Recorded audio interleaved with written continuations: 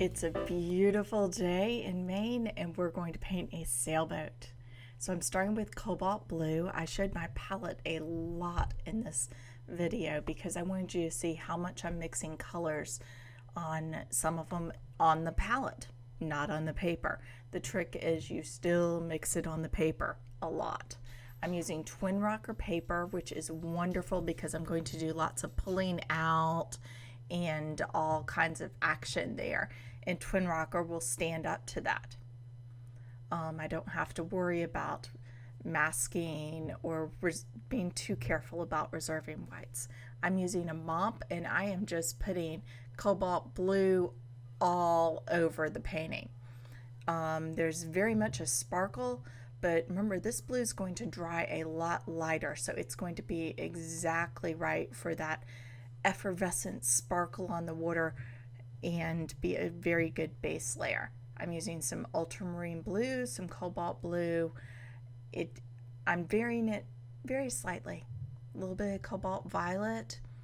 I'm not going to paint it, as you could see, quite as gray as the painting because I remember this as a much brighter summer day and I did some paintings, little sketches right then, and it was just really bright in blue water.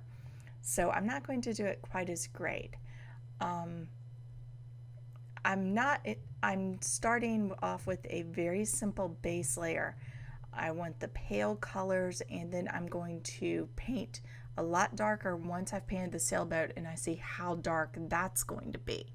I don't want to overwhelm the entire thing by going too heavy from the start. I have an idea I'm going to want to do it darker. So see, I'm still staying with the same colors. I've added some nickel Azo Yellow to the mix and I'll add a little bit of Quinacridone Rust a little bit later, but it's the same colors in the sky and the water. I guess actually the sky is more blues, but I put a little bit of everything all around the painting so it pulls together. It's a coherent whole. So the base layer, it's not exciting. The first wash is all kind of, well, I don't want the bright white of the paper because I'm going to want the sail to contrast with the water, but I don't want to get rid of all that sparkle, right? I want some of it. So what I'm doing is I'm dulling down some of those greens. I want a very dull gray green back there. I don't want to dull everything down, but I do want to dull a lot of it down where the bright white of the paper is mostly on the sail. And that's important because that pale blue right there, it looks pretty dark now, but it's going to read as white later on. So now I have almost the same colors, right? Same pigments in the trees as in the water. And I want to do just kind of a soft ocean. And this is where it starts to get fun because the first layer, well, you get it down there and you need it. You have to have it and you have to plan for it because you can't do it afterwards. But this is where you just let your brush dance and have fun. Now see, you could go either way. You could go where you maybe made it a little heavier and overcast and had those sparkles, like say if it was a little closer to sunset, you could go that way, or you could do really bright blues and just, vibrant colors. And I picked for this one somewhere in the middle, actually. You always pull, especially something like a sail that's translucent. Flowers, sail, anything like that. It's very translucent, so you pull the colors of the background into the shadow areas. That's really important to kind of paint all that at the same time. I'm using a mop brush because I don't want to kill all my sparkle. So one of the neat things about this is you can really see the sparkle on the water from the reflection of the sail. And it's an odd sort of shape because the water's choppy. so it's not perfect like a lake reflection would be. This is ocean. So you're just letting your brush dance around and do that sparkle and think of that wonderful day. Imagine your brush is just sailing with that sailboat, dancing over the water, thunking with the troughs and rising with the waves, and it's a good day. A mop brush is really good for this type of wash. It just has the hit and miss strokes that you want. Now I'm still going to do about 2 more layers on the water. This is still really the initial water, but this is where it starts getting fun. Now that I've done the initial water, it's time to start thinking about the boat a little bit. I let this dry most of the way, and I'm mixing a bunch of darks, the same colors as I used before. I don't want as many hit and miss strokes, so I'm using a Sable because, you know, a boat is a definite shape and you want those lines to be true. This is not going to be an extremely detailed portrait of a sailboat. This is a feeling of a summer day. So while I want to be fairly accurate and have everything in the place it should be, I also don't want a whole lot of detail in here. I don't want to paint every line and batten. I want just the feeling of a summer day sailing. And if I put too much detail in there, it's going to get very heavy and you're not going to feel the waves. You're going to feel every single detail.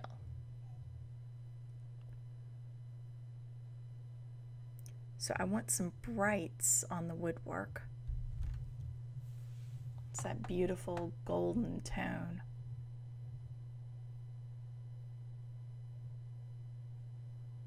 And I'm still using a very pointy brush. Still a size 14 because, you know, I may want to put some of those extra details, but not yet. I want to keep that down, and I want to use a fairly dry brush because then I have a lot more sparkle in there. You have the little hit and miss in there. So as you saw the other week on the brush thing, on the 4 different brushes, this part is a job, and the water is, this is a painting for natural hair brushes. It would be very difficult to do with a nylon brush because a nylon brush won't give you those hit and miss strokes.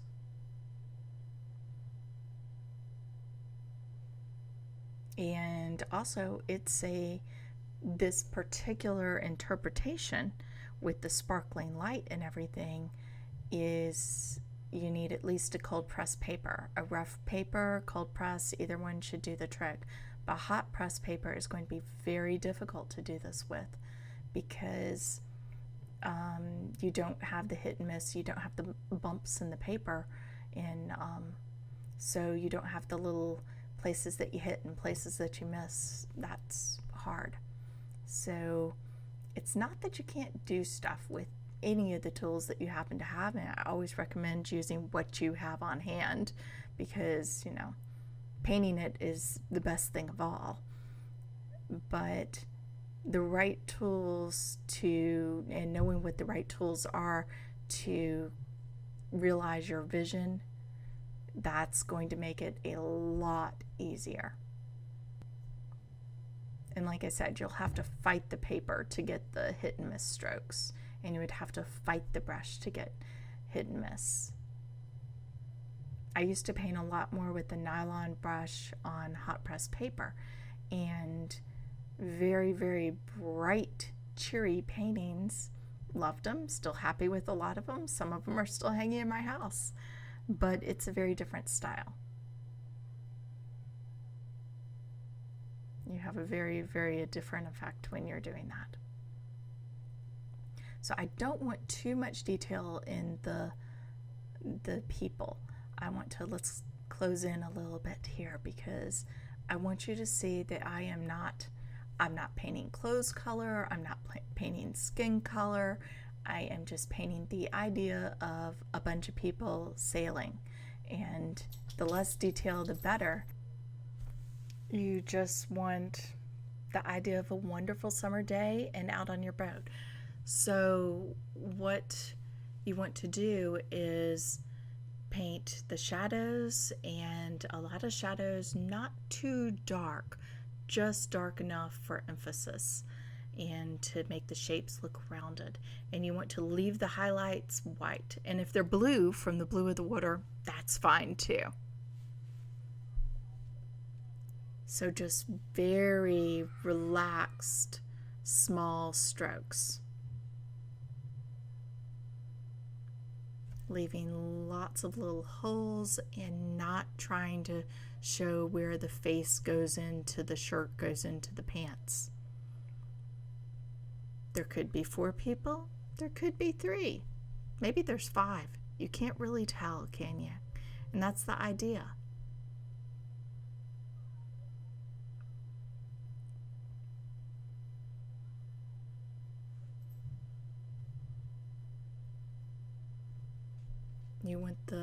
You definitely want the shadows, and you want the shapes accurate.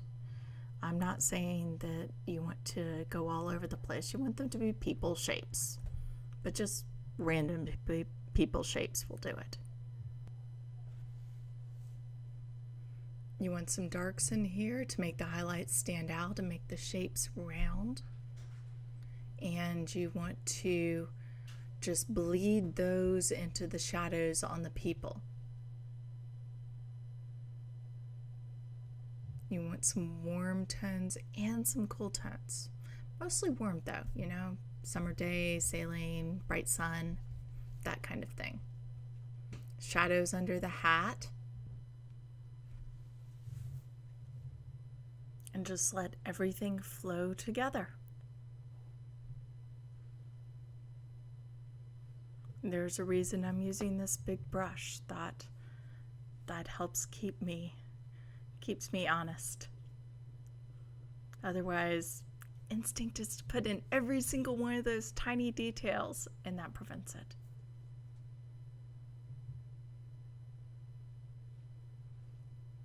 A dash of the Pyrrole red. I'm going to be using that in the flag, so I want to sprinkle little bits of the red around the painting, and really there aren't that many places for it.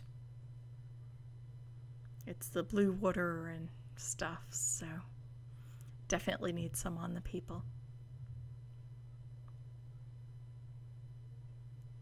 I'm just starting with the shadows on the flag.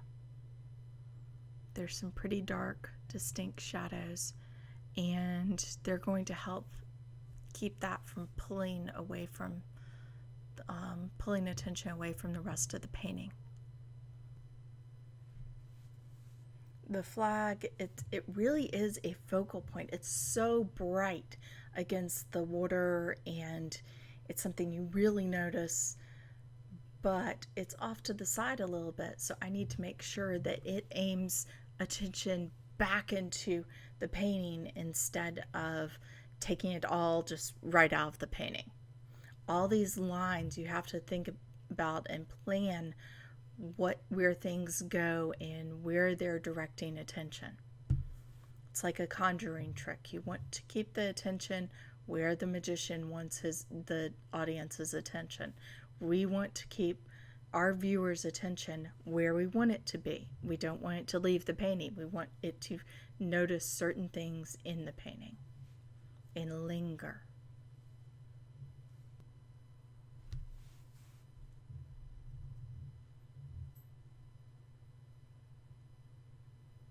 More nice darks. Just highlighting the figures.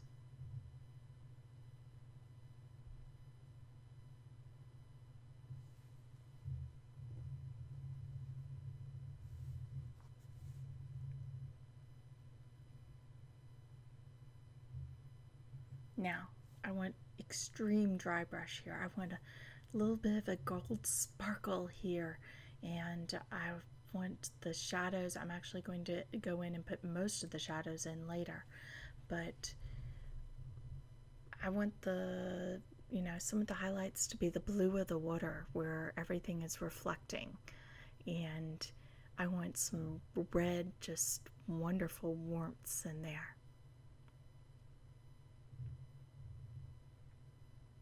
I want it pretty obvious that, we're in Maine. This is the home of the wonderful wooden sailboats, and I want it obvious that this one is a epitome of a wooden sailboat.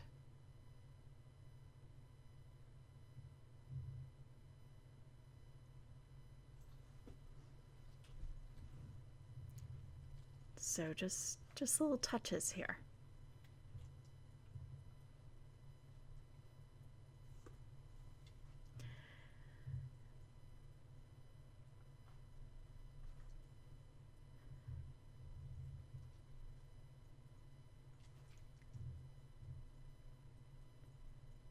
Can't quite get the brush shaped right. You have to know exactly what that stroke is going to look like before you put the brush on the paper.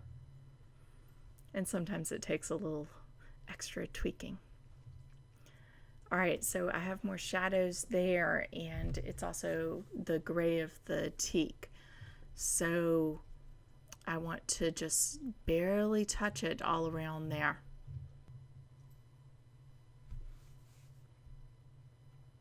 So there's a couple little shadows in there, few definitions, but I'm leaving it pretty, it's framed, but not too much detail. It's just kind of vaguely shaping it so it's rounded, and there's some shadows and there's sparkle on it. And that's all the information I need.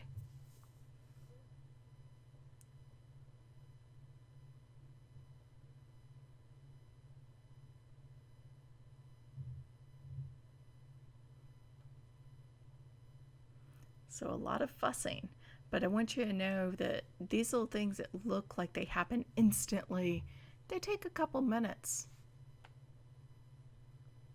Hit and miss, wider and narrower, just very loose stroke there. Okay, now we're speeding up for some action. So I just want enough detail in the sails to show that they're just glowing with light, backlit, and against that dark ocean. Remember, we're going to darken the ocean, but I didn't want to get the sails too dark, so I did need that initial wash on there, because otherwise the temptation would be to make the sails stand out. Now painting the flag. I'm really liking the Pyrrole Red. I'm not sure if I'm saying that right. It is just a beautiful color. I was looking at the perfect color for some red roses, and that was it. I've been having a hole in my reds. So this is fun with the mop brush and just skimming over the water and letting your brush dance and playing with it. I'm having a little trouble with the edges curling up a tiny bit. It does all right when I press down on it, but I'm delicately pressing on it, and there really isn't a good solution. I tape it from behind when I want the edges to be the decal edges. This is handmade paper. This is the real thing, not the fake arch decal edges. Well, two of them are, and the rest are real, but it's just gorgeous paper, and I want to be able to showcase that. But it does pull up a little on the sides. So let's zoom in, and obviously the figures are dried now, and I want you to see just how much detail does go into that. Not too much. I'm not really fussing with it too much. Now remember, if it's on the left side of the boat or the sails, either way. If it's on one side of an object, you really need that line and that color to continue on the other side of the object unless there's a good reason for it. So I'm going to use a lot of the same colors on both sides of the boat, and I want those lines to continue, the lines of the waves to continue through there.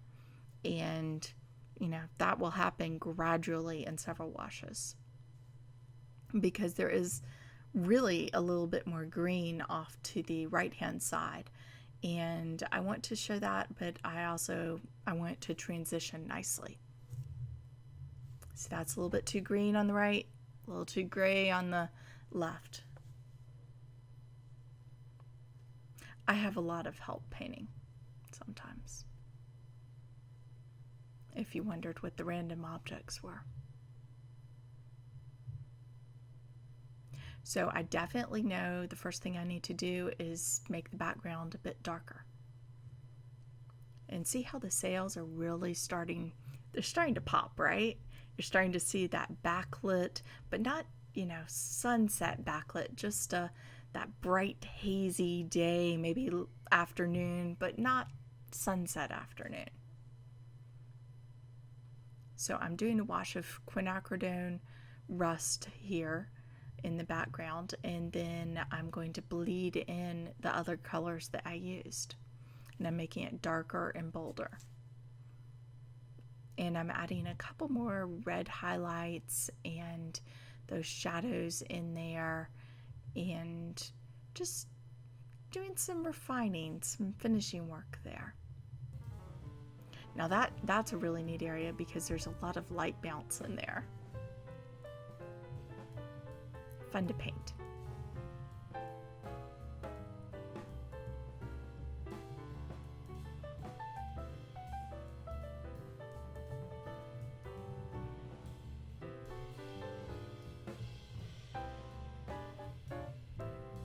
And here's the finished painting.